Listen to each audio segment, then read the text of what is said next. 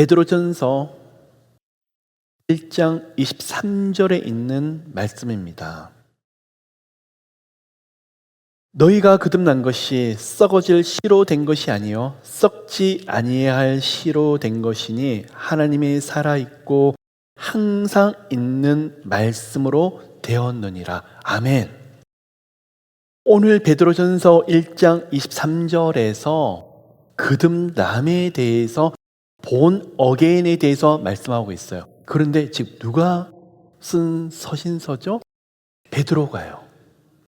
그러면 베드로 전후서의 주제가 무엇이냐?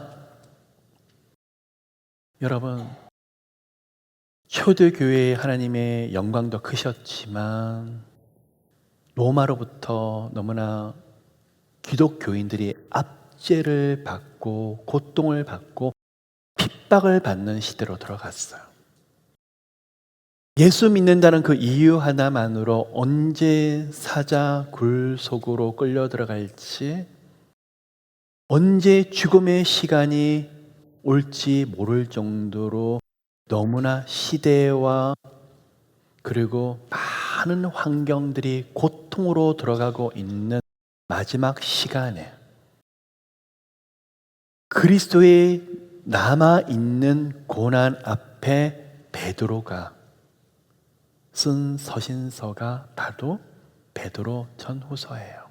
어떻게 보면 사도 베드로가 유언처럼 교회들에게 남겨지는 말씀이 베드로 전후서예요. 여러분, 저는요 베드로 전후서를 보면서 너무 재미있어요. 뭐냐고 그러면 예수님의 12명의 제자 중에서 가장 먼저 불렀던 사람이 바로 어부였던 베드로와 그 형제 안드레예요. 예수님에 대해서도 누구보다 더 잘 알고 있었었고 예수님의 제자들이 많았고 12명 외에도 많았지만 12명 가운데에서 특별히 3명의 제자 베드로, 요한과 야고보를 특별히 아끼셨고 이 3명을 더 많이 시간을 내서 함께 하셨어요. 그 중에서 베드로는 교회 나중에는 수장이 되어서 사도행전에서 초대교회를 성령의 은혜 가운데 세우는 중추적인 역할을 하는 분이 있어요. 그런데 베드로를 통해서 하나님이 복음서를 쓰게는 하지 않았어요. 마태, 마가, 누가, 요한 이 4명의 제자들, 그리스도의 제자들을 통해서 복음서를 쓰게 하셨지만 가장 예수님의 생애에 대해서 누구보다도 잘 알고 있었던 베드로가 베드로 복음을 쓰진 않아요. 물론 사도 바울의 제자였고 베드로의 영적인 아들이었던 마가가 베드로에게 예수님의 생애에 대해서 다 듣고 그리고 성령의 감동으로 쓴 복음서가 바로 마가복음이에요. 마가복음이 베드로에서 들어서 쓴 복음을 썼을 뿐 베드로는 직접 적지는 않아요. 그런데 베드로 전후서를 성령께서 기록하게 하세요. 그럼 무슨 의미냐? 우리가 그 의미를 좀 살펴보길 원해요. 여러분, 사도 바울이 베드로 전후서를 썼다 그러면요 저는 굉장히 좌절을 겪었을 것 같아요. 무슨 의미냐 그러면 다메섹에서 사도 바울이 사울이라는 청년이 회심하기 전까지 자기 열심이 많았고 율법에 따라 한다고 하면서 자기 마음대로 자기 열심이 가득해서 스데반 집사를 포함해서 사람도 그리스도인을 많이 죽였던 사울. 근데 다메섹에서 예수님을 만나고 나서 그런 일관되게 마지막 순교하는 시간까지 한 번도 예수님 앞에 흔들리는 모습도 없었었고 생명을 아끼지 않고 모든 것을 다 드렸던 사람이 바로 사도 바울이에요. 이러한 사도 바울이 고난 앞에 나는 지금까지 한 번도 흔들린 적이 없는데 너는 왜 흔들리니? 나는 예수를 믿으면서 늘 고난의 길이었고 목이라도 내어질 정도로 늘 유언장을 옆에 들고 다녔던 사역을 했던 나인데 너희들은 왜 이렇게까지 연약하니? 그렇게 했더라 그러면 저는 너무 좌절했을 것 같아요. 그런데 베드로 전후서 고난받고 핍박받는 이 초대교회 베드로가 과연 이렇게 베드로 전후서를 남길 만큼의 삶을 살았느냐? 여러분, 그게 너무 위로가 되더라는 거예요. 그렇게 많은 예수님의 은혜를 경험하고 성령님의 은혜를 경험했는데 베드로를 보면 늘 좌충우돌, 실수투성이, 제일 큰 소리를 쳤지만 삶은 반대로 갔었었고 믿음이 있는 것처럼 그게 큰 소리를 외쳤지만 수없이 쓰러졌던 베드로가 그리고 결정적인 실수를 하죠.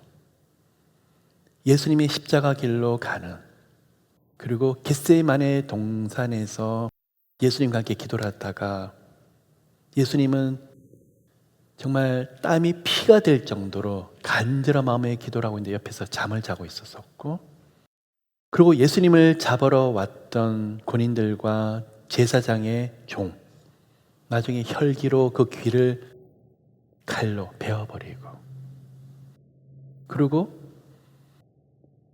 예수님을 나는 모른다 닭이 울기 전에 3번을 부인했던 베드로가 베드로 전후서를 쓰고 있어. 십자가 고난 앞에서 자신은 도망가 놓고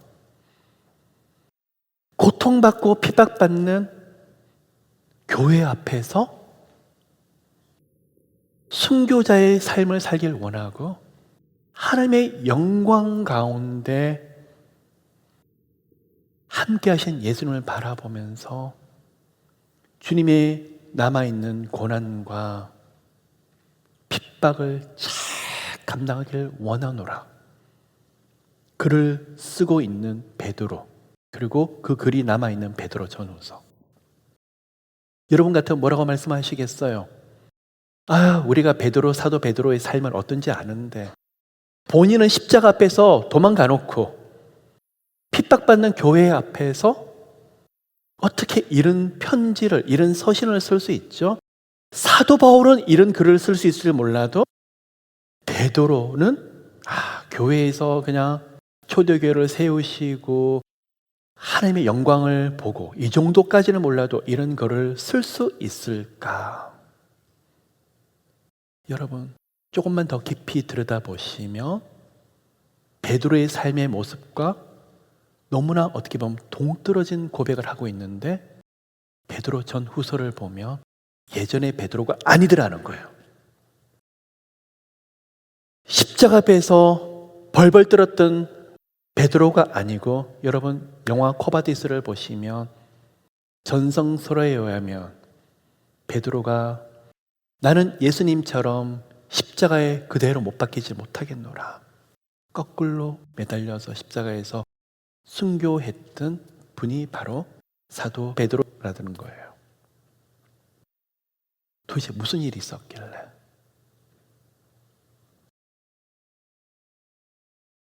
로마서를 보시면 구원에 대해서, 영생에 대해서, 죄사함에 대해서, 의롭게 하심에 대해서 많이 나와 있어요.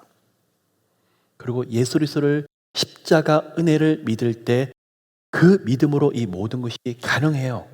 그런데 구원과 영생과 함께 동시에 얻는 영적인 축복이 있는데 본 어게인이에요. 베드로 전서는 구원과 함께 유난히 많이 강조된 것이 뭐냐 그러면 거듭남이에요, 여러분. 사도 베드로는 본인이 거듭났음을 그리고 성도들이 거듭났음을 그렇게 강조하고 있는데 이 말이 무슨 말인지 아세요? 여러분 보셔요. 과거에 수많은 허물과 실수가 있을 때 많은 사람들이 나 지나간 시간 보면 찢어버리고 싶어.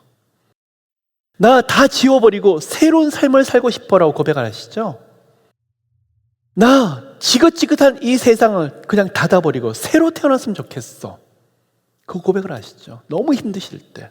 그리고 자신의 실수가, 자신의 허물을 스스로가 보기에도 너무 아플 때는 다시 태어나고 싶다는 이야기를 많이 해요. 근데 사도 베드로가 경험했던 것이 바로 그거예요. 나 다시 태어났어. 예수님 안에서 나 본 어게인 했어. 나 다시 태어났어. 그래서 예수님 은혜로 하나님의 아들이 되었고, 새로운 피조물이 되었고, 그리스도의 제자가 되었고, 하나님의 아들이 되어노라고. 새로 태어났어. 여러분, 그 고백을 하면서 핍박 가운데서 고통받는 교회를 보면서 벌벌 떨고 두려워하고 있는 그 교회에 담대하게 외치는 것이 무엇이냐 그러면, 여러분, 옛날에 두려워하고 한심하고 나약한 존재가 아니라 예수님 이름으로 새로 태어났기 때문에요. 과거의 그 모습이 아니라 이제는 성령의 은혜로 능력으로 살아가고, 벌벌 떨던 그 모습이 아니라 이제는 성령의 능력으로 옷 입어서 어떤 환경에서도 예수를 부인하지 않고 끝까지 예수님을 붙잡는 그 모습, 그 은혜가 기록한 것이 바로 베드로 전후서예요. 조금 과거로 돌아가 볼게요. 베드로의 과거로. 예수님이 베드로를 부르시는데 제일 먼저 부르시고, 그리고 또다시 베드로를 부르시는데 베드로는 밤새도록 갈릴리 호수에서 고기를, 그리고 갈릴리 호수에서 어디 물고기가 잘 잡히는지 너무 잘 알고 있었는데 한 마리도 못 잡았어요. 다혈질적이고 화가 많고 분노하며, 그리고 성격이 굉장히 급했던 베드로, 아마 씩씩거리면서 그물을 다 정리하고 내 인생 그러면 그렇지 다 정리하고 있을 때 예수님이 찾아오세요. 베드로 보고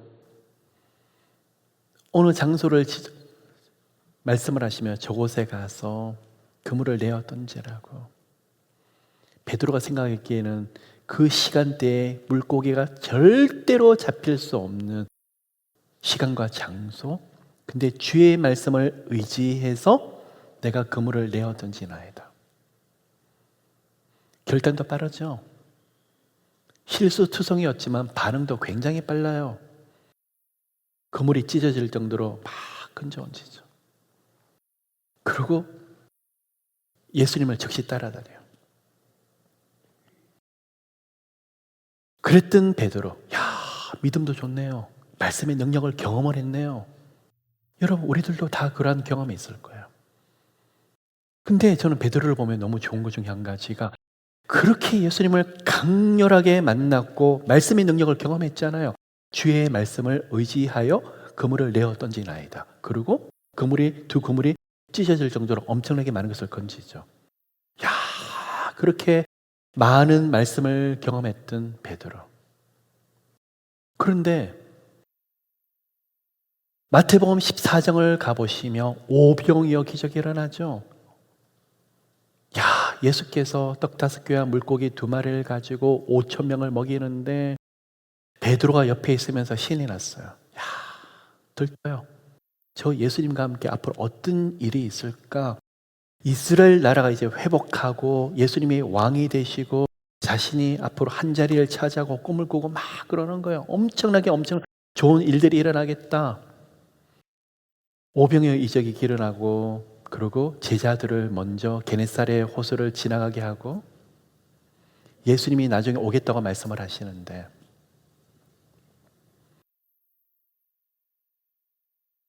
누군가가 물 위로 걸어 들어와요. 누구시죠? 바로 예수님이 있어요. 또 베드로가 또 호기심이 발동을 해요. 만일 주시오며 나로 하여금 물 위로 걷게 하소서. 반응도 빠르지만 호기심도 많고 예수님 그 능력과 예수님이 하시는 그런 것들 자신이 다 경험하고 싶어서. 근데 예수님도 거절하지 않으세요. 그래, 걸어봐. 물 위로 걷네요. 근데 뭐가 문제죠?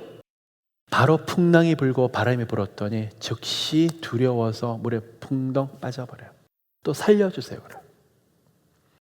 바로 직전까지 오병의 기적을 경험했던 베드로가 풍랑이 불어가지고 무서워서 풍덩 또 빠져요. 그리고요, 또 뻔뻔해요. 아무 일도 없다는 듯이. 변화산에 가는데 예수님이 3명의 제자 베드로와 요한과 야곱을 데려가는데 그곳에서 변화산이라고 그러죠. 모세와 엘리야가 같이 내려와요. 예수님이 대화를 나누는 걸 보고 또 베드로가 신이 났어요. 항상 보면 좌충우돌도 하지만 호기심도 많고 또 경험도 하고 싶지만 항상 보면 앞장서요. 예수님, 여기 엘리야도 있고 모세도 있으니까 제가 초막 3개를 지을게요. 주여, 여기 있는 것이 너무 좋사옵니다. 또 그러는 거예요. 그럴 때마다 예수님은 베드로를 야단치시는 것이 아니라 꼬지는 것이 아니라 베드로의 눈높이에 맞춰줘요. 그리고 그곳에 그 영광 가운데 은혜를 경험을 했는데 베드로 보고 내려가자. 아마 베드로 내려가고 싶지 않았을 거예요. 여러분, 이 3가지만 경험을 해도 아마 우리들 삶에서 일어나는 간증들과는 비교할 수 없을 만큼 엄청난 역사가 아니에요? 저 같은 경우 물 위로 한번 걸었다 그러면 책이 한 12권이 나올 것 같은데요. 그런데 이 베드로가 더 놀라운 것이 넘어졌대요. 예수님을 모른다고 부인한대요. 예수께서 마태복음에서 말씀을 하시기를 아까 변화산 이야기가 14장에 있고 16장에 가서 예수의 죽으심에 대해서 이제 예언을 하셔요. 그리고 3일 만에 다시 살아날 것이라고. 베드로가 또 가만히 있으면 되는데 한마디 더 거들어요. 절대로 그런 일이 일어나지 않겠습니다. 자신이 뭔데? 열정을 너무 앞서죠. 누구 모습이죠? 우리 모습이에요. 주님 사랑하는 모습도 있고 또 내가 주님을 끌고 가려고 하는 모습도 있고 주님을 체험하는 모습도 있고 쉽게 넘어지는 모습도 있고 하루는 믿음이 있는 것처럼 보이고 그 다음날은 너무 어이없이 쓰러지기도 하고. 근데 결정적으로 예수님의 마음을 깊이 헤아리지 못하고 그 믿음이 내 믿음이 되지 못하더라고요. 수많은 기적과 이적과 능력을 경험을 했는데 본인 것이 되질 못하더라고요. 여러분, 그것이 두려워요. 우리 가운데 은사도 주시고 말씀의 은혜도 주시고 또 영적으로 환경에서 여러 가지를 체험하게 하시는 것도 너무 감사한데 그 능력이 제 믿음이 되지 못하는 그것이 두려워요. 뭐냐? 공생의 베드로 믿음처럼 머무를까 봐 걱정이 돼요. 결정적으로 닭이 울기까지 나는 예수를 알지 못한다. 부인했던 베드로. 그리고요,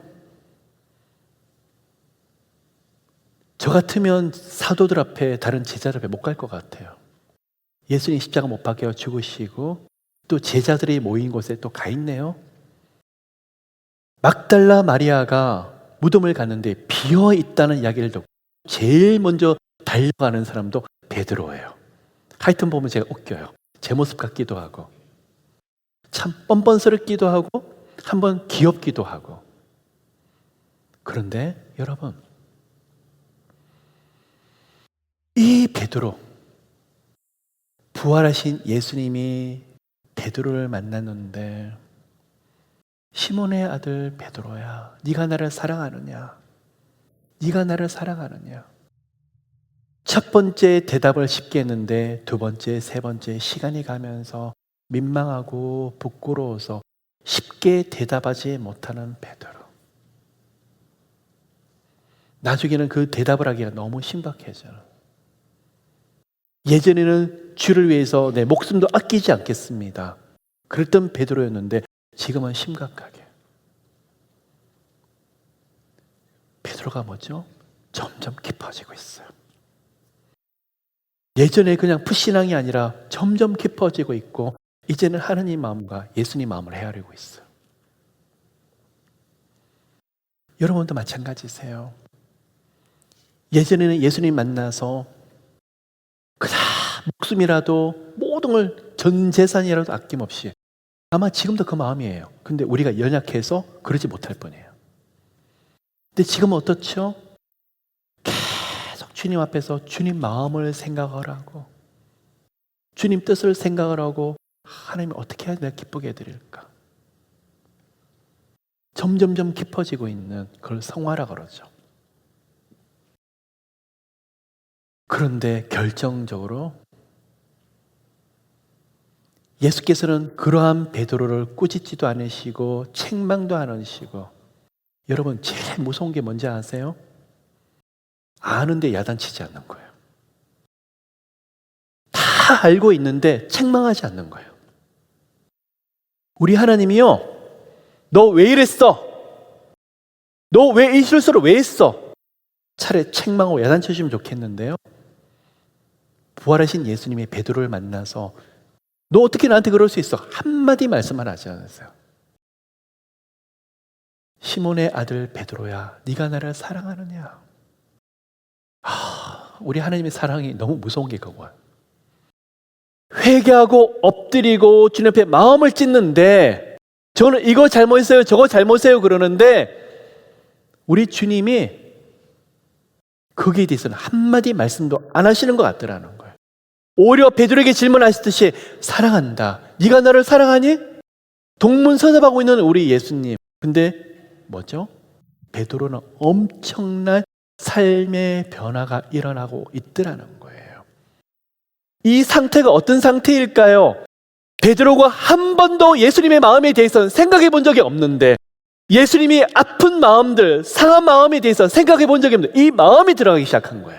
그런데 얼마 뒤에 오순절, 예수께서 십자가에 못 박혀 죽으시고 부활하신 지 50일 되던 그 시간에 마가의 다락방에서 기도하고 있다가 성령께서 강림을 하시는데 120명의 예수님의 제자들을 다 덮으실 뿐만 아니라 충만하게 만드시는데 사도 베드로에게 굉장히 강력하게 성에서 임재하시는 거예요. 성령의 옷을 입혀주세요. 성령 충만하게 만드세요. 말씀이 그 가운데 살아서 움직이게 만드세요. 그런데요, 여러분, 중요한 것이 있어요. 성령의 임재와 성령의 능력, 성령의 체험들, 베드로가 이 시간에 경험하고 우리 또한도 경험할 때가 있지만 무엇을 경험하느냐? 예수님의 마음과 하나님의 마음으로 충만해지더라는 거예요. 능력만으로 충만해지는 것이 아니라 예수님 마음으로 충만해지더라는 거예요. 이게 바로 성령 충만이더라고요. 사람을 바라보는데, 세상을 바라보는데 예수님 마음으로 바라보는 거예요. 그게 뭐죠? 애통하고 그 한 영혼이 불쌍하고 마음이 아프고 저리고. 이게 제가 베드로의 성화 가운데 충격받는 내용 중에 한 가지예요. 예전에는 능력을 경험하면서 저 예수님 따라다니면서 이런저런 역사가 앞으로 있겠다라고 기대를 했는데, 자신이 무너진 가운데 부활하신 예수님을 만나면서 이전과 이후가 무엇이 달랐을까? 이전에는 능력에 초점도 맞췄지만 지금도 성령의 역사가 나타나서 수많은 이적과 기적이 나타난 것도 있지만 예수님의 마음에 초점 맞춰요. 그게 바로 성령 충만이더라고요. 여러분, 우리 가운데 병고침의 역사, 마귀가 묶임받고 떠나는 역사들이 일어나게 될 거예요. 왜? 예수님의 권능이 함께 하시니까. 예수 이름의 영광이 너무나 크시니까. 그런데 베드로의 마음속에 예수님 마음이 살아있어요. 예수님의 상한 마음이 살아있어요. 예전에 못 느꼈던 예수님과 깊은 교제를 하면서 예수님의 마음을 공감하기 시작하고 헤아리기 시작하고, 그게 뭐죠? 성령 충만이더라는 거예요. 오늘 이 시간 성령께서 임재하셔서 묶인 걸 다 풀어주시고 치유도 기도 제목 가운데 놀랍게 역사하시는 시간 되시기를 예수 그리스도 이름으로 축복합니다. 근데 사도 베드로처럼 예수님의 마음을 더 깊이 알아가고, 이전에는 너무나 쉽게 이야기를 했지만 지금은 더 성숙해서 더 깊은 성장이 있어서 이 모든 변화 속에서 베드로가 한 단어로 정의를 하는데, 나는 거듭났어. 나는 거듭났어.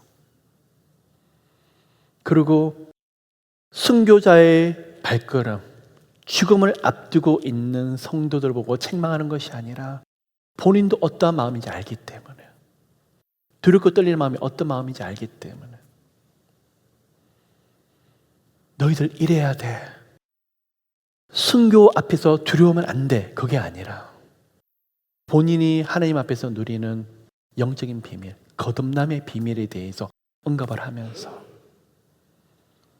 본인은 원래 그렇지 않은데 나는 거듭났어. 그렇기 때문에 여러분 앞에 담대하게 이 말씀을 감히 선포할 수 있습니다. 여러분도 거듭나지 않았습니까? 거듭난 사람의 주신 은혜 중에 한 가지가 성령께서 충만하게 임재하시는 은혜를 주시는데, 예수 이름으로 사모하는 자들에게, 이미 성령께서 우리와 함께 하시면 사모하는 자들에게 충만하게 부어주시는데, 그 가운데 예수님의 마음을 깊이 가지게 될 거예요. 이게 바로 베드로 전후서에 주시는 바로 메시지예요. 사자 앞에 밥이 되면서 두려워서 물러나고 있다가 환상이 보이는데, 나 때문에 십자가 위로 올라가시는 예수님 바라보고 그 마음이 느껴져서, 예수님의 그 길을 저도 따라가겠습니다. 누가 미워서 견딜 수가 없고 원망해서 견딜 수가 없는데, 시몬의 아들 베드로야, 네가 나를 사랑하느냐? 그 질문처럼 나를 사랑하니? 나를 사랑하니? 이전에 숱하게 넘어졌던 기억들이 있는데, 갑자기 그 순간 예수님의 마음이 너무 생각이 돼서, 하나님, 제가 잘못했습니다. 제가 잘못했습니다. 바로 성령 충만으로 예수님 마음으로 옷 입는, 그들은 베드로의 모습처럼 우리 성도들도 그렇게 바뀌어버리더라는 거예요. 자, 이제 말씀을 마무리하려고 합니다.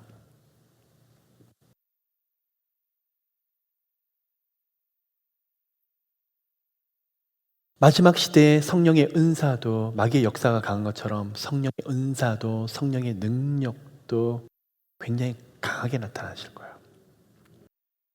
그 은혜 없이는 이 시대를 이겨내기가 힘들 만큼, 그렇기 때문에 더 많이 부어주실 거예요. 저도 또한 사모합니다. 근데 정말 사모해야 되는 것이 있어요. 예수님의 마음.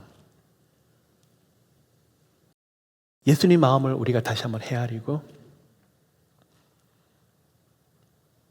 어떨 때 예수님이 저보고 주시는 말씀이에요. 너무 힘들 때, 다 놓고 싶을 때가 있어요. 아들아, 너는 나를 만났잖아. 너는 나를 만났잖아. 그 말 한마디에 몇 시간을 울어요. 내가 너를 용서했잖아. 그 은혜면 안 되겠니? 그 말씀 하나에 다 무너지는 거예요. 내가 너와 함께 하는데 너 혼자 아니잖아. 내가 너와 함께 하잖아. 그거 하나만 안 되겠니? 말씀을 하세요.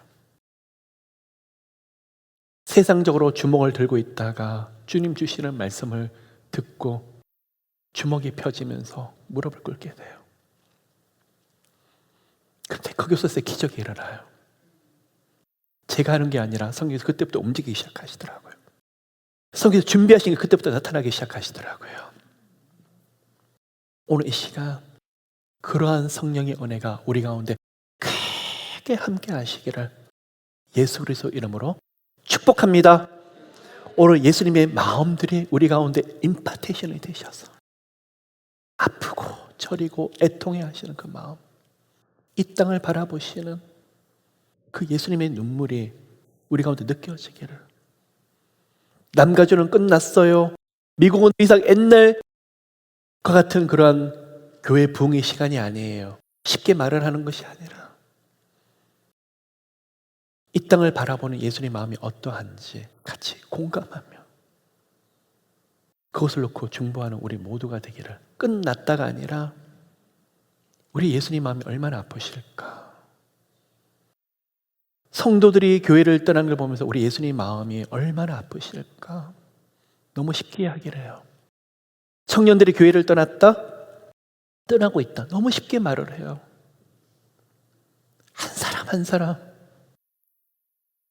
천하보다 더 귀한 영혼들이 교회에 오질 않고 발걸음을 뒤로 하고 있을 때,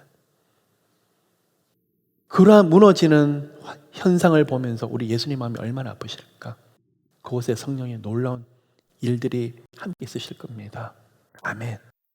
그 은혜가 오늘 우리 가운데 충만하시기를 하나님 축복합니다.